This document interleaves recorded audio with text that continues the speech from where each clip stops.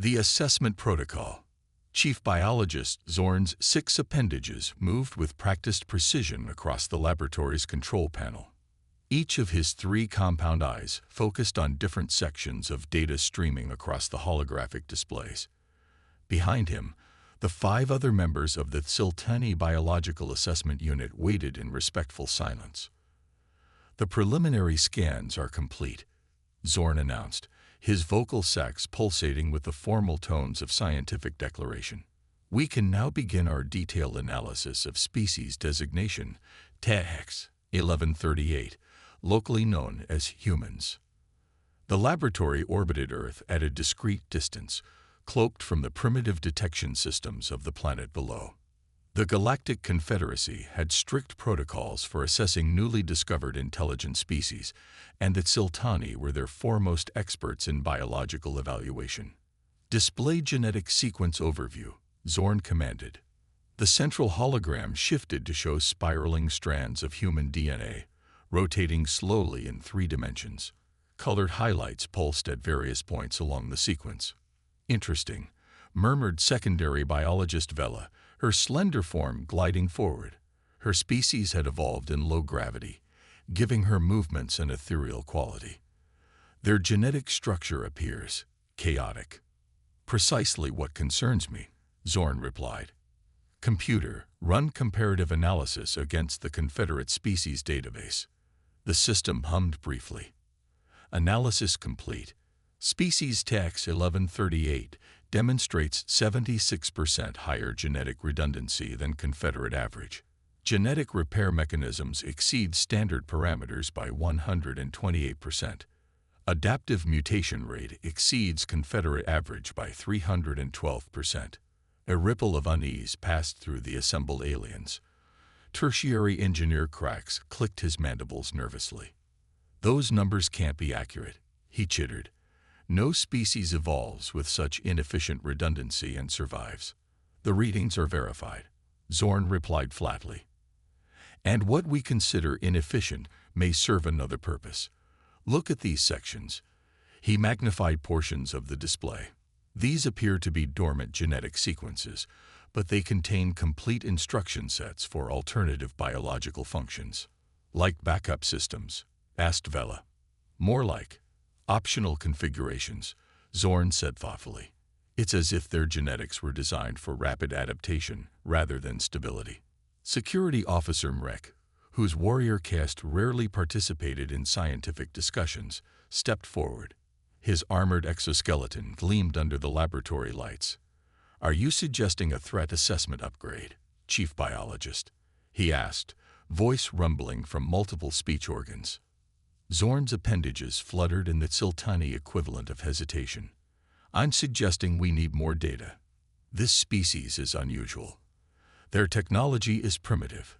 They've barely achieved rudimentary space travel, but their biology shows remarkable potential." "Then we proceed to Phase 2, announced Coordinator Plex, the mission commander. Until now, she had observed silently from the back of the laboratory. Her species communicated through color patterns that rippled across their translucent skin, complemented by verbal speech for cross-species interaction. "Prepare for specimen collection." Within hours, the collection vessels deployed to Earth's surface. The mission was simple: obtain living specimens representing diverse genetic lineups from the species. Confederate protocols demanded minimal disturbance. The humans would never know they had been temporarily removed from their environment. The specimens arrived in stasis fields, 3 males and 3 females from different geographical regions. Their unconscious forms floated in the central laboratory as the Tsiltani researchers observed them with clinical detachment. "Begin detailed cellular analysis," Zorn ordered. Microscopic probes entered the humans' bodies, extracting samples and gathering data without leaving a trace. Chief Biologist called Vela from her monitoring station. "You should examine these stress response simulations." Zorn moved to her console and stared at the results. The simulation showed how human cells would theoretically respond to various environmental extremes. "This can't be right," he muttered, running the simulation again. "Computer, Verify accuracy of cellular response models. Models verified with 99.7% confidence. The computer responded. Zorn's middle eye dilated in surprise. Their cells don't just resist damage from radiation, temperature extremes, and toxic exposure. They adapt to them. And the adaptations appear heritable. That's biologically impossible, stated Medical Officer Gist, speaking for the first time. His gelatinous form quivered with skepticism. Environmental adaptations cannot be passed to offspring without genetic modification. Apparently, no one informed the humans of that impossibility. Zorn replied dryly. Look at these historical records we extracted from their information networks. Their ancestors survived an ice age, thrived in environments from Arctic to equatorial, and developed resistance to countless pathogens. A fluke of their planet's unusual evolutionary pressures, suggested Gist. Perhaps, Zorn conceded. But there's more. Computer displayed neurological assessment. New images appeared, showing detailed scans of the human brain. Their neural architecture is unusual, Zorn explained. Most species develop specialized neural clusters for specific functions. Humans have those, but they also have unprecedented neuroplasticity. Their brains physically rewire themselves in response to new challenges. What are you saying, Chief Biologist? Asked Coordinator Plex, her skin flashing concerned patterns. Zorn's appendages spread in the gesture of significant scientific discovery. I'm saying that this species has evolved to adapt rather than specialize. They're biological generalists to an extreme we've never documented. They can potentially survive and thrive in almost any environment given enough time. Security Officer Mrek stepped closer to the floating humans. You make them sound dangerous. Not necessarily, Zorn replied, but certainly remarkable. I recommend we proceed to active testing. Active testing is not authorized for primitive species, objected Coordinator Plex. With respect, Coordinator, Zorn countered, these preliminary findings justify exceptional measures. We need to understand their adaptive capabilities. The Confederacy must know what we're dealing with before making first contact decisions. After a tense silence, Plex's skin patterns shifted to reluctant agreement. Proceed with active testing, but maintain protocols to ensure the specimens remain unaware of their true situation. The humans were transported to a massive simulation chamber designed to test environmental adaptability. The chamber could replicate virtually any planetary condition, and the subjects would experience it as reality while their minds were held in a controlled dream state. Begin baseline assessment, ordered Zorn. Earth normal conditions, but with manufactured challenges to assess problem-solving, endurance, and adaptation. For 3 cycles, approximately 72 Earth hours, the team observed the humans in various simulated scenarios. They were virtually placed in environments requiring survival skills, complex problem-solving, and physical endurance. The results were consistently surprising. Their endurance is remarkable, noted Vela during the review session. Subject 3 ran for nearly 6 hours before exhaustion. Their thermoregulation systems are crude but effective, and their problem-solving abilities are unexpected, added Engineer Cracks. They use tools in ways our prediction algorithms fail to anticipate. Most concerning, interjected Security Officer Mrek, is their response to simulated threats. They demonstrate remarkable coordination despite having no hive mind capabilities, and their aggression levels spike in defense of fellow humans, even those not genetically related. Zorn studied the compiled data, his appendages twitching with scientific excitement. We're seeing only a fraction of their potential. Their genetic structure suggests capabilities that may activate under more extreme conditions. You're proposing escalation? Asked Coordinator Plex, her skin patterns showing alarm. Controlled escalation, Zorn clarified. We need to understand the full range of their adaptive responses. This exceeds standard protocols, Plex reminded him. This species exceeds standard parameters, Zorn countered. Before the discussion could continue, an alert sounded from the monitoring station. Medical Officer Gist moved to investigate. Chief Biologist. He called urgently. The specimens are showing increased neural activity. They appear to be breaking through the dream state controls. Impossible, said Engineer Cracks.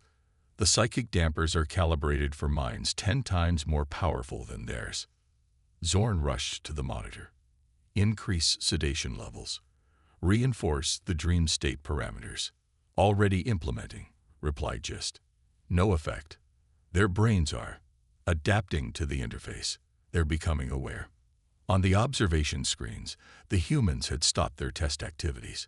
They were looking around the simulated environments with expressions of dawning comprehension.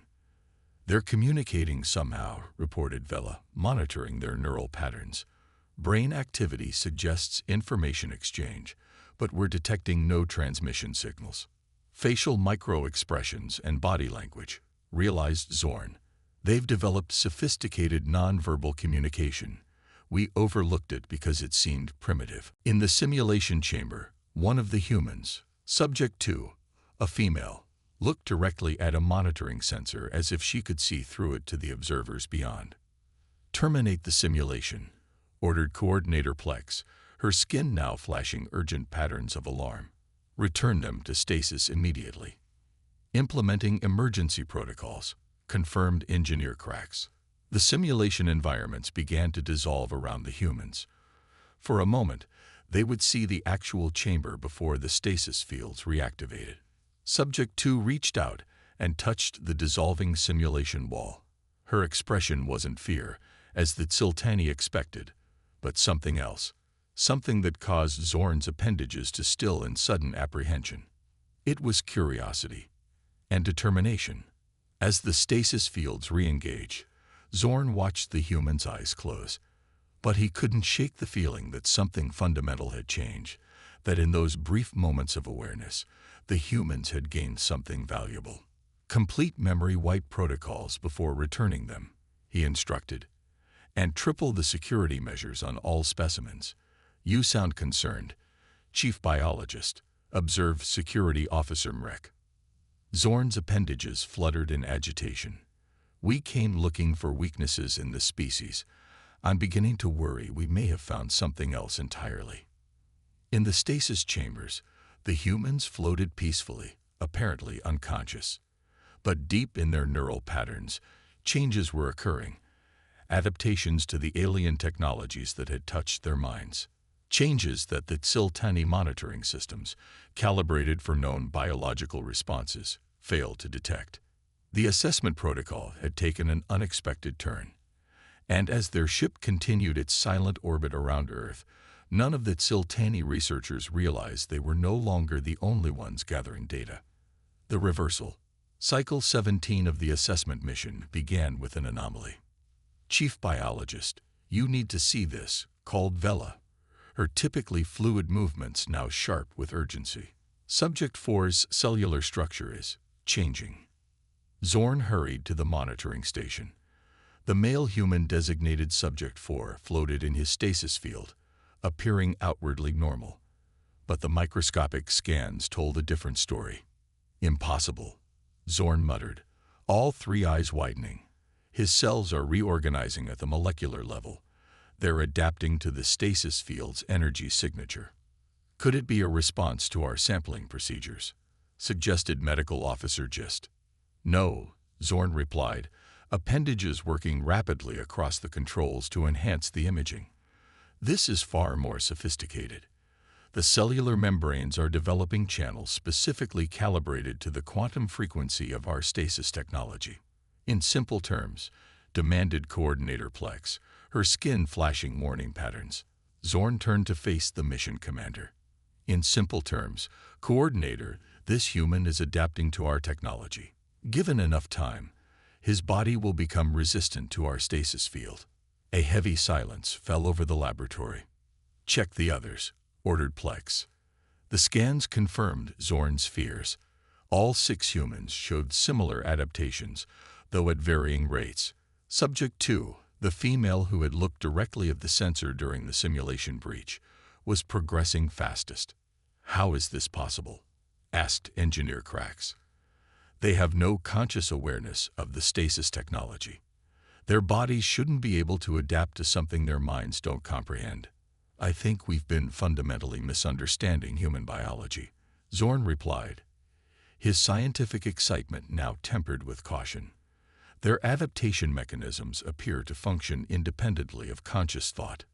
It's as if their very cells can sense and respond to environmental challenges without needing central direction. Like an immune system, suggested Medical Officer Gist.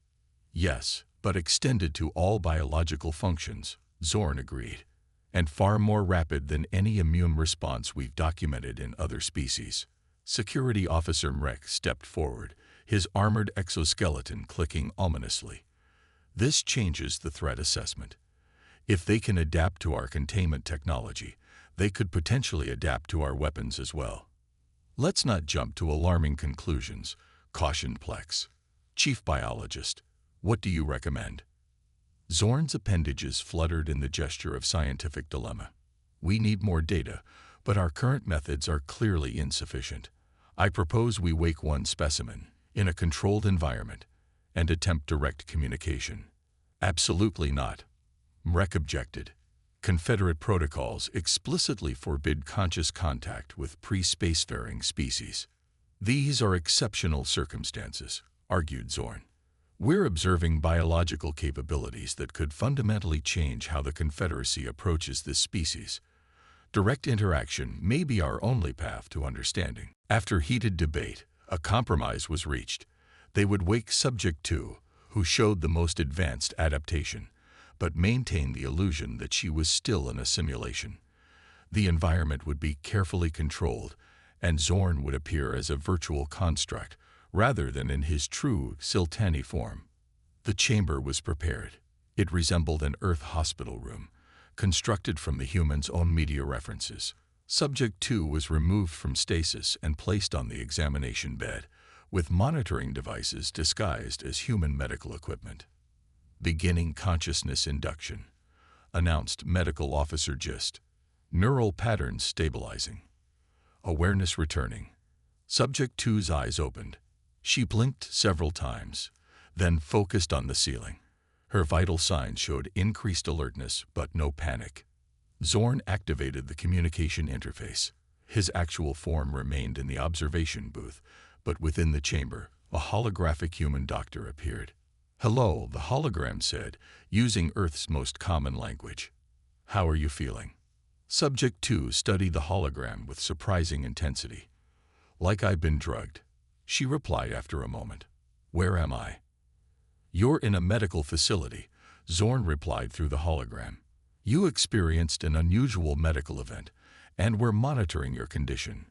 What kind of medical event? She asked, her eyes scanning the room methodically. We detected anomalous patterns in your cellular structure, Zorn explained, staying close to the truth while maintaining the cover story. It's nothing to be concerned about, but we'd like to run some tests. Subject 2 sat up slowly. My name is Dr. Maya Chen. I'm a molecular biologist at Stanford University. Whatever you detected in my cells, I'd appreciate seeing the data. In the observation booth, Zorn's appendages fluttered with surprise. Of all the humans they had selected, they had accidentally taken a biological scientist. This complicates matters, murmured Vela. Or simplifies them, countered Zorn. He addressed the human again through the hologram. Dr. Chen, your professional background is valuable. Perhaps you can help us understand what we're seeing. He instructed the system to display sanitized versions of her cellular scans on a monitor in the room. The images showed the adaptation process, but were altered to resemble human medical imaging technology.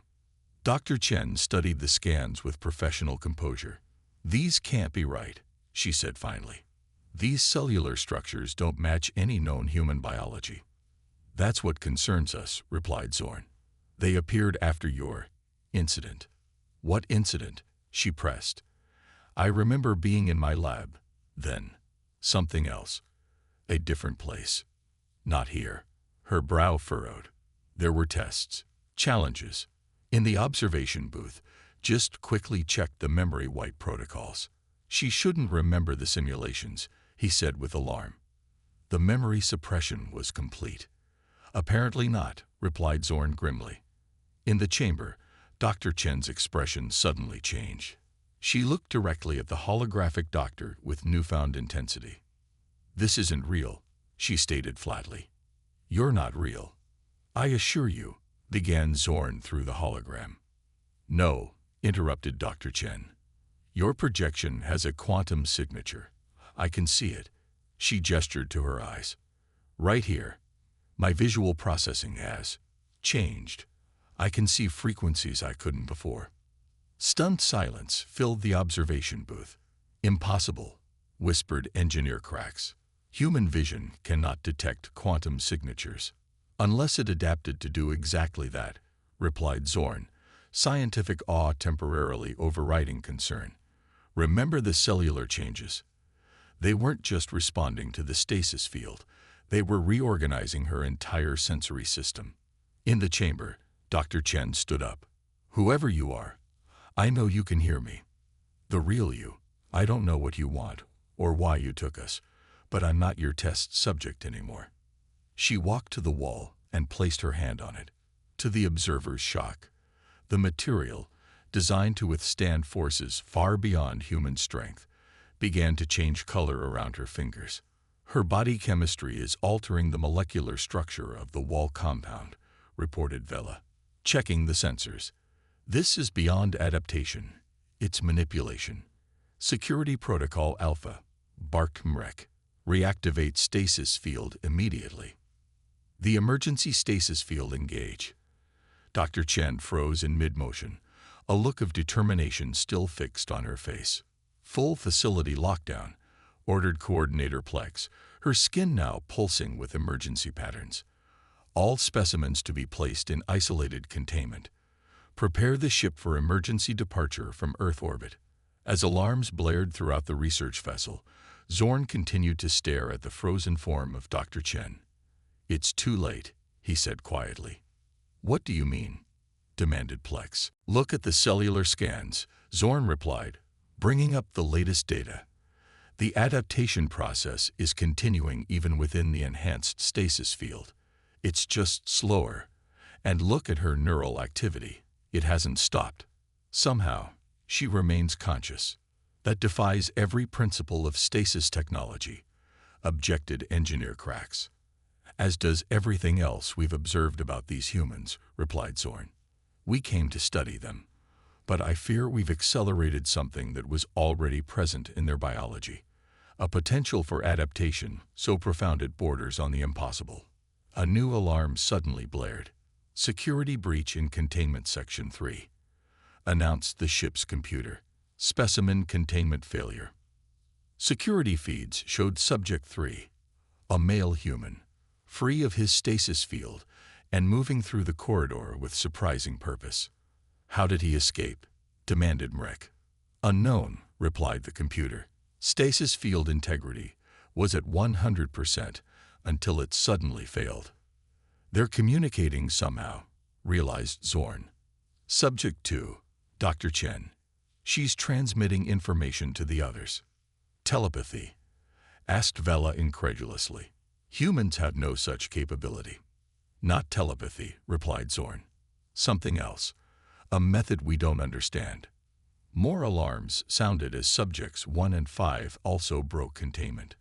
Security Officer Mrek deployed armed drones to intercept them, but the humans seemed to anticipate the security measures, moving with uncanny precision to avoid them. They're accessing our systems, reported Engineer Cracks, checking the computer interfaces. But how? They have no physical connection to the network. They're adaptations, said Zorn, sudden understanding dawning. The cellular changes weren't just defensive. They were developing new capabilities. Capabilities specifically designed to interface with our technology. On the security feeds, the free humans had reached the stasis chambers containing the others.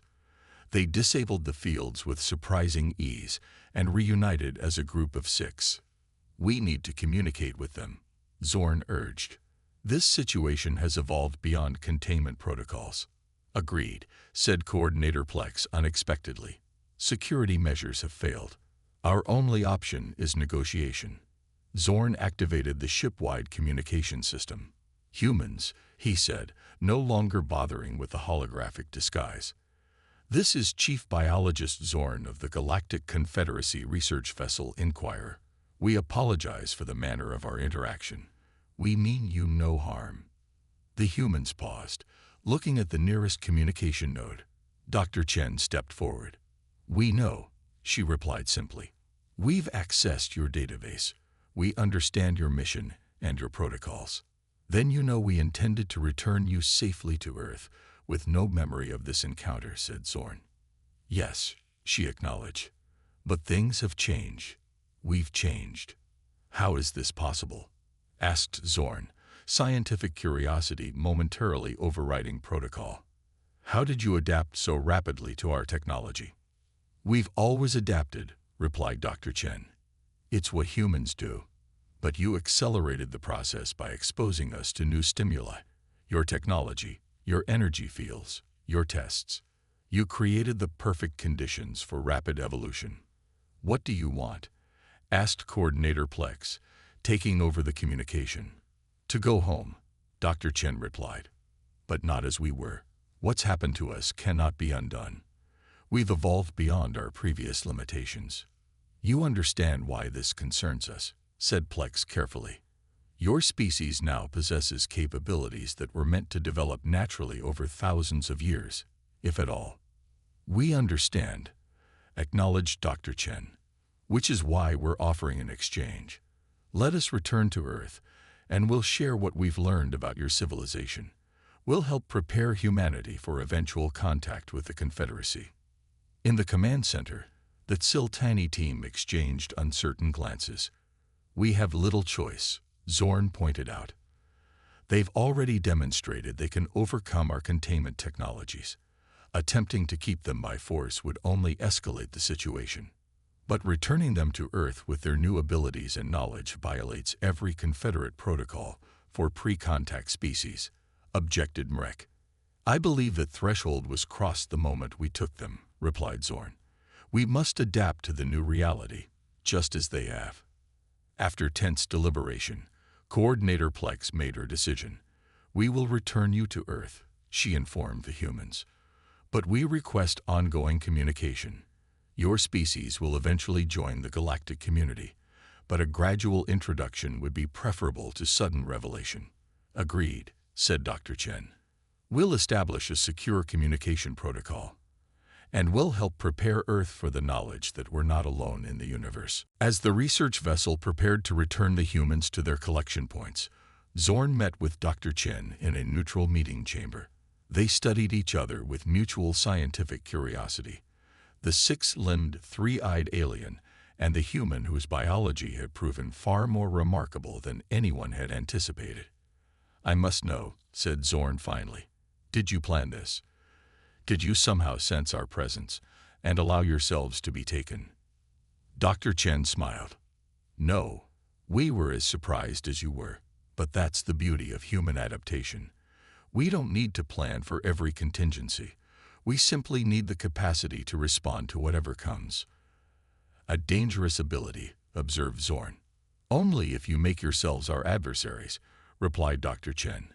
We prefer cooperation. It's another thing we're good at. As the humans prepared to return to Earth, carrying within them biological changes and knowledge that would forever alter their species' trajectory, Zorn updated the mission log one final time. Assessment of species THEX 1138, humans, complete. Recommendation to Confederate High Council. Immediate reclassification from potential member species to priority diplomatic contact. These beings possess unprecedented adaptive capabilities that render standard assessment protocols ineffective. Furthermore, our intervention has accelerated their evolution in ways we cannot fully predict. They are not the primitive species we assumed. Rather, they represent a new category altogether. Biological systems optimized not for stability but for change. In their seeming weaknesses, their genetic redundancies, their generalist physiology, their plastic neural architecture, lies their greatest strength. We came looking for weaknesses and instead found weapons, Not weapons pointed at us, but capabilities built into the very essence of what makes them human. And in doing so, we may have forever changed the future of both our civilizations. As Earth grew larger in the view screens, the 6 humans stood together, already planning how they would share what they had learned with their world. Not as conquerors or revolutionaries, but as guides to a future that had arrived sooner than anyone expected. The assessment was complete. The reversal had begun.